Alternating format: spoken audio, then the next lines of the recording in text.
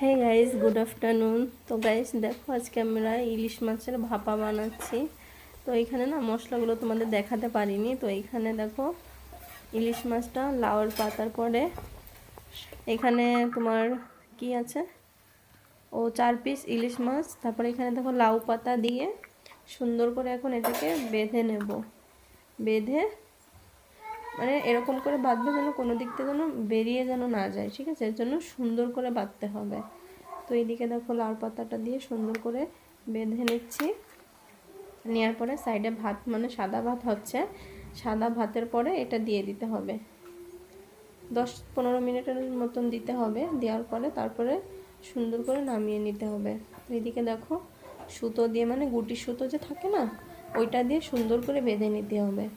তো দেখো এই পাশ দিয়ে, চারিপাশ দিয়ে কিন্তু সুন্দর করে বেঁধে নিচ্ছি।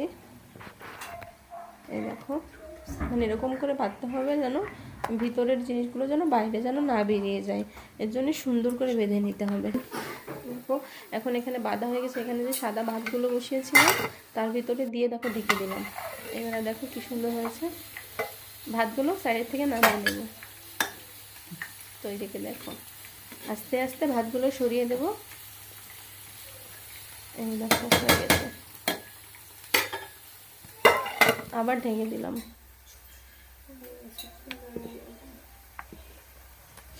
এবার আস্তে আস্তে এটাকে বের করে নেব। বের করে একটা প্লেটে নামিয়ে নেব। নামিয়ে তারপরে দেখো এই ভাতগুলো আবার সাইডে থেকে সুন্দর করে সরিয়ে তারপরে তোমাদের দেখাচ্ছি কীরকম হয়েছে রান্নাটা।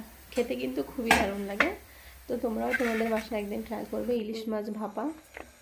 তো এদিকে দেখো বার করছি। এই দেখো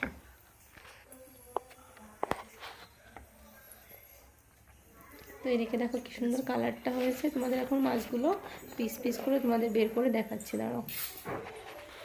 দেখো কি সুন্দর হয়েছে। এগুলো কিন্তু সাদা ভাত দিয়ে খেতে খুবই দারুণ লাগে। তো এইদিকে দেখো প্লেটে নামাচ্ছি।